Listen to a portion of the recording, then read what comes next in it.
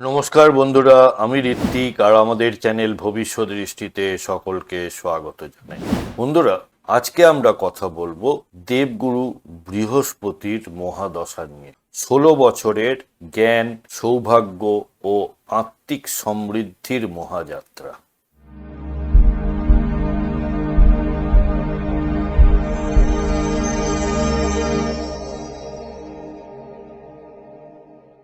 বন্ধুরা, আপনারা যারা যারা আমার চ্যানেলটি অলরেডি সাবস্ক্রাইব করেছেন তাদেরকে জানাই আমার অসংখ্য ধন্যবাদ ও কৃতজ্ঞতা। যারা এখনো সাবস্ক্রাইব করেননি তাদের কাছে আমার বিনীত আবেদন, চ্যানেলটি সাবস্ক্রাইব করুন এবং পাশে থাকুন।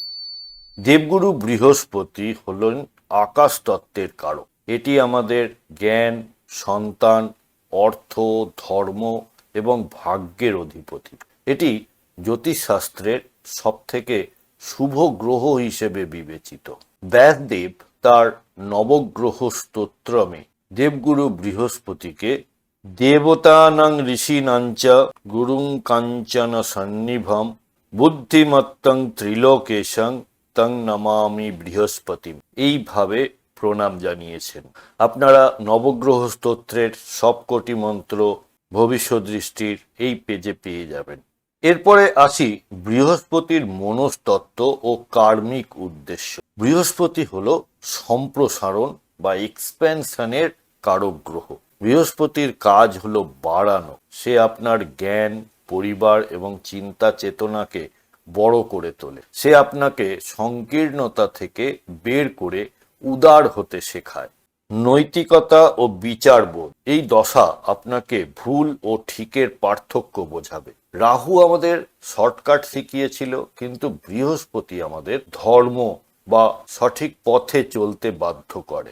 গুরুর ভূমিকা, এই দশার মূল উদ্দেশ্য হলো আপনাকে একজন পথপ্রদর্শক বা মেন্টর হিসেবে গড়ে তোলা। আপনি যা শিখেছেন তা জগতের কল্যাণে বিলিয়ে দেওয়াই হলো বৃহস্পতির কার্মিক শিক্ষা।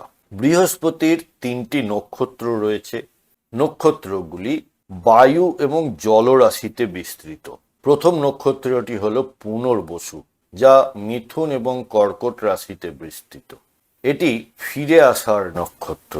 এখানে বৃহস্পতি থাকলে জাতক হারানো সম্মান বা সম্পদ ফিরে পায়। এরা খুব ভালো শিক্ষক বা প্রাবন্ধিক হতে পারে। এরপর আসছে বিশাখা, যা তুলা এবং বৃশ্চিক রাশিতে বিস্তৃত। এটি লক্ষ্যের নক্ষত্র। জাতক খুব উচ্চাকাঙ্ক্ষী হয় এবং কঠোর পরিশ্রমের মাধ্যমে সাফল্য অর্জন করে।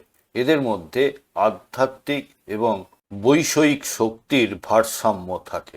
তারপর রয়েছে পূর্ব ভাদ্রপদ, কুম্ভ ও মীন রাশিতে বিস্তৃত।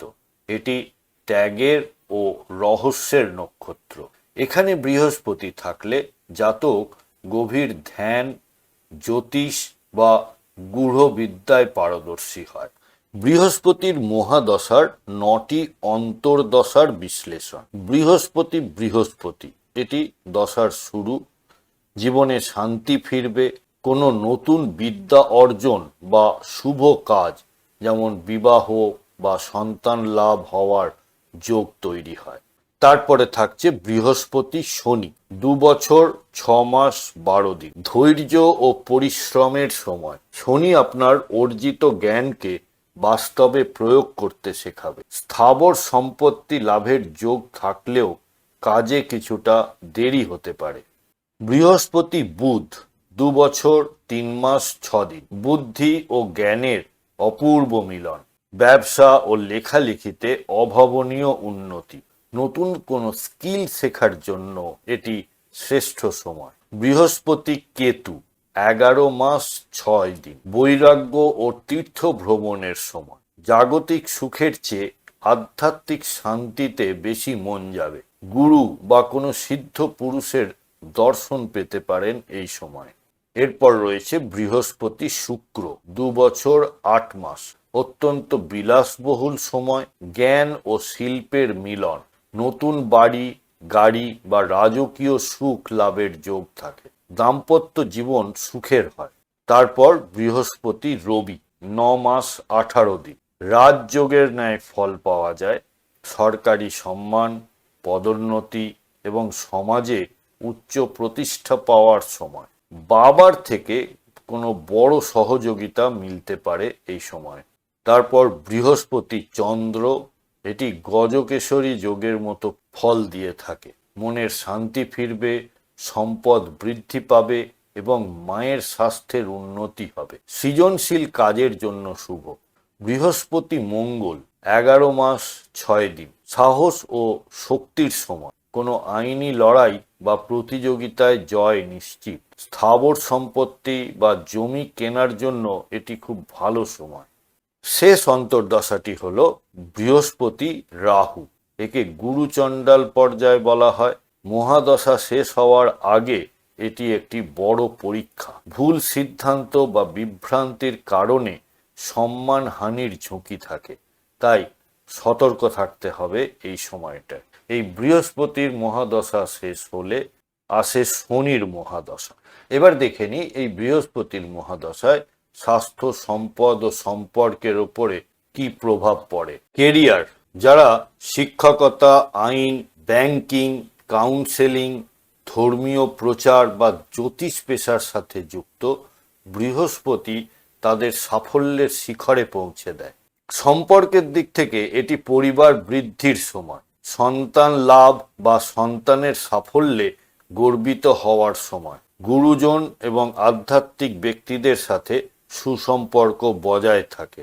স্বাস্থ্যের দিক থেকে বৃহস্পতি চর্বি বা ফ্যাট ও লিভারকে নিয়ন্ত্রণ করে। স্থূলতা, ডায়াবেটিস বা পেটের সমস্যা সম্পর্কে সতর্ক থাকতে হবে। অতিরিক্ত মিষ্টি খাবার থেকে দূরে থাকাই ভালো।